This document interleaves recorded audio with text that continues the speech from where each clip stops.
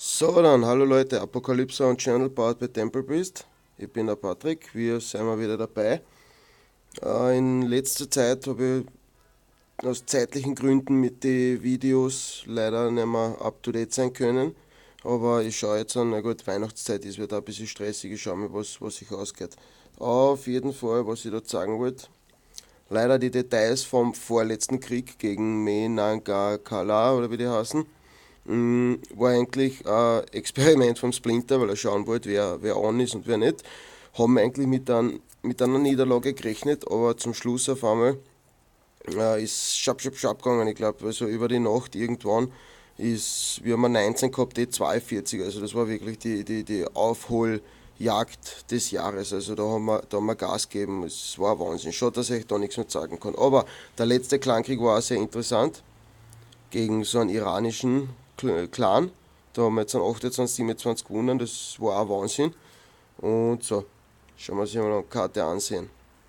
Auf jeden Fall, es war wirklich hart umkämpft. Die Gegnerseiten, die waren richtig stark. Also da, aber gut, wir haben auch Gas gegeben. Also von 10, 9, 8 bis auf. Also alle auf 3 Sterne und ich und der Dream haben wir die ersten 2 auf 2. Also das war Wahnsinn. So, dann schauen wir sicher mal an vielleicht. Wen haben wir da gehabt? Der Fabi. So, dann schauen wir für jeden eine Wiederholung. War eigentlich ziemlich einfach. Also mit Drachen da bei dem, was hat er gehabt? Da hat er sich die Luftabwehr jetzt geholt. Klamburg ist rausgekommen, ein paar Lakaien, ein Babydrachen. Ja, der Babydrache ist jetzt an der was aktuell in die CPs drinnen ist, aber ist ja nicht schlecht. Der kleine Hundling, wenn er wütend ist, macht einen gescheiten Schaden. So, der Fabi kommt jetzt dann da mit seinen ganzen Drachen von Norden, Westen, Süden, Osten, überall die Base, waren gut, ja. Das war jetzt auch nicht unbedingt die Oberhammer-Base, aber egal. 3 Sterne sind 3 Sterne, wichtige 3 Sterne zum Beispiel da. Also der fährt da jetzt dann drüber ohne Erbarmen. Und sogar den Heilzauber hat er sich noch gespart, also bitte, was willst du mehr? Ideal. Ah, na warte, das wollten wir jetzt auch nicht. Entschuldigung, Kriegslog, gehen wir wieder da rein. Karte ansehen, das ist ein bisschen zum Umsuchen. Ja, gut. Der Fabi beim zweiten Angriff auch Killer Max, zeigen wir mal her. Der hat da auf die Base leider ein bisschen Pech gehabt. Ja, der hat wieder gut angefangen. Da oben kommt er mit den Golems, hinten eine Reihe Magier, tschak, Mauerbrecher eine. Da ist alles schön offen bis zum Rathaus. Eine mit den Valkyren. Ja, da kommt Drache und Loon, einmal was Älteres. Aber auch noch immer sehr gut, eigentlich starke Verteidigung, kann man nichts dagegen sagen.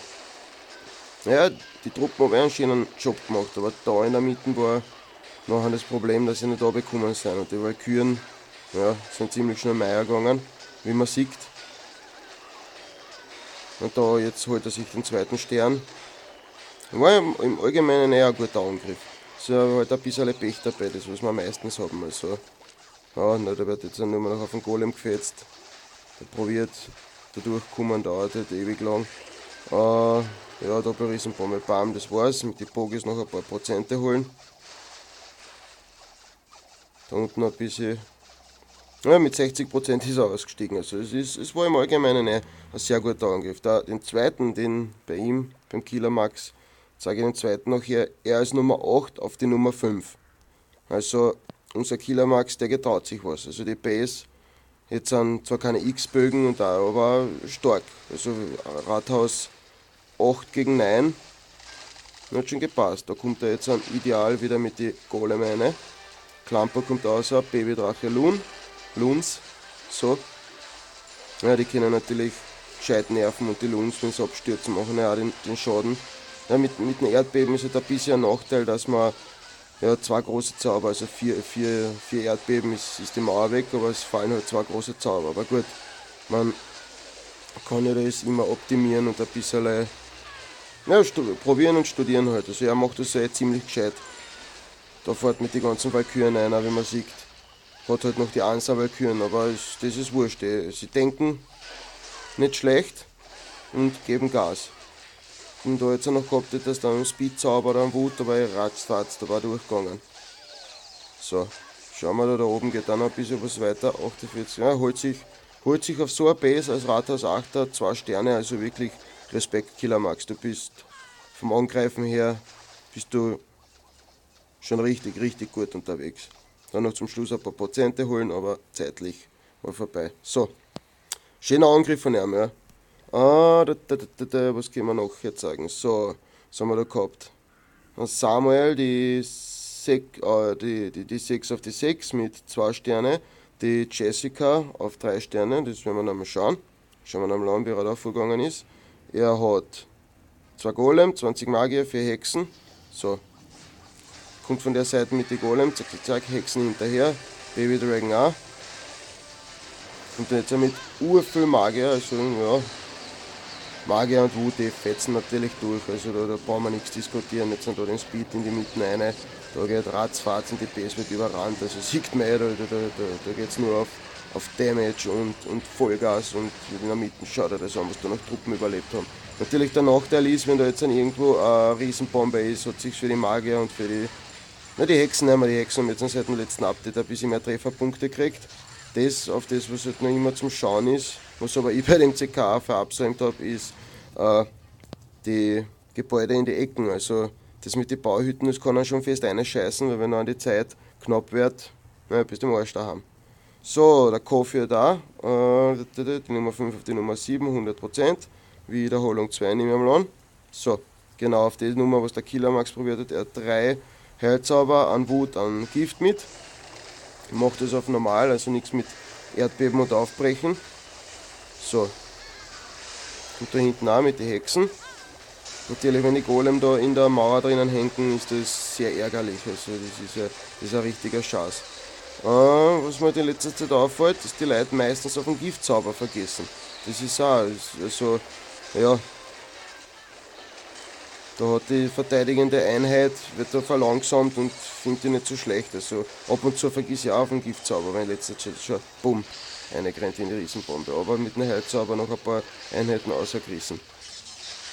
Zurück zum Giftzauber. Ja, das gehört auf jeden Fall, gehört darauf geschaut, dass man die Giftzauber einsetzen. Also sie sind ja nicht umsonst da und verbrauchen nur einen Platz. Also es bleibt jetzt dann bis zum Schluss übrig. Heiler hat er halt auch vergessen zu setzen, aber egal. 100 ist 100 da, aber wieder einmal so lästiger Tesla in der Ecken. Der alte Schmäh von über ein Jahr, was man so hört. So, wo geht's denn weiter? Also, zeigen wir zuerst einmal Dream, seinen zweiten auf dem Rathaus 10er. So, das ist auch eigentlich schön gemacht. 10 Valkyrien, 2 Golem, 2 Bäcker, alles dabei. Kommt er von der oberen Seite. Hat jetzt mit dem Mauerbrecher ein bisschen Pech gehabt. Aber egal, hat er mit dem 5er Bäcker, tschack, eine in die Hitten. So. Kommt da von der Seite, kommt von 3 Seiten mit den Golem, was auch sehr mutig ist, also es hat sich da schon was getraut. Da kommen die Loons und das raus. Loons, wo ist der Babydrache? Ist da noch dabei? Nein, nix. Queen gezündet, tschack, einer mit den Valkyren. Der Freeze kommt jetzt. Da sind jetzt eine Magier. Und was glücklich war, dass die Queen da jetzt reingegangen ist. Ich meine, war im Allgemeinen aber diese Basen sind halt dafür ausgelegt, dass die Truppen an Kreis laufen und das ist halt natürlich ein bisschen Arsch. Aber egal, auf die Nummer 2, 56%, super. Was willst du mehr? So, dann schauen wir mal ein. Ich habe mir das Wiederholung 2, ja. Ich habe mir dieses Mal das erste Mal zugetraut mit Polar. Ich habe das ein bisschen studiert, ein bisschen probiert, geschaut, wie man das irgendwie machen kann, dass man die Polar gescheit einsetzt. Bin jetzt dann da auch mit 3 Golem einmal gekommen, einen in der CP, 2 somit. So. Ein bisschen aufräumen auf die Seiten.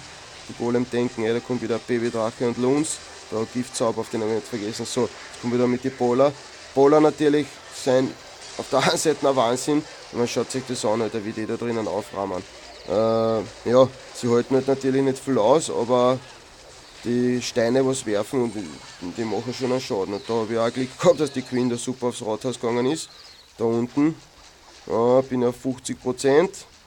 Hätte natürlich die Bogies viel eher setzen können, weil da der Golem hin, Bogies hin, fertig. Aber 52% auf eine starke Nummer 1 ist ja super. Beim Splinter war was mit seinem Handy. Und glücklicherweise, was ich eigentlich auf das, was ich ganz vergessen habe, ist, dass sein Account auf mein Handy oben ist. Also habe ich dieses Mal für einen Splinter angegriffen. Und das waren die entscheidenden Angriffe. So, da war ein bisschen Glück dabei, aber gut, schauen wir sich an. Da bin ich jetzt mit 2 Schweinereiter gekommen, habe mir die CP rausgeholt. Ein bisschen schneller vorspielen, zack, zack, zack, zack. So, Doppelgift auf oder noch ein Gift, habe ich nicht gesehen, Ballon runter, zack, zack. So, eine mit den Golem. War ein bisschen ungewohnt für mich angreifen. Ich meine, im Endeffekt, er hat die Queen, er hat den König, ja. Aber, naja, es war halt anders. Und da war mein Pech, die Walküren machen eine Runde. Jawohl, das war wieder leibend. Aber egal, da war das nächste Ziel da drinnen, da sind sie wieder einegrenzt. So ein bisschen gespeedet. Und muss ich sagen, sehr viel Glück dabei. Habe auch vergessen, im Eifer des Gefechts die Königin zum Zünden. Dadurch, die auf Level 7 ist, also meine hat immer ein bisschen mehr ausgehalten und sage ich mit der Gewohnheit. Da in die Ecken war jetzt in die Bauhütten, auf die habe ich eh gedacht. So, letzter Heilzauber eine. Truppen, check, check, check, check. Ich sage, war ein bisschen Glück dabei, aber egal. Zum Schluss zählen die 100%. Das, was ausschlaggebend war, dass wir eigentlich den CK da gewonnen haben. So.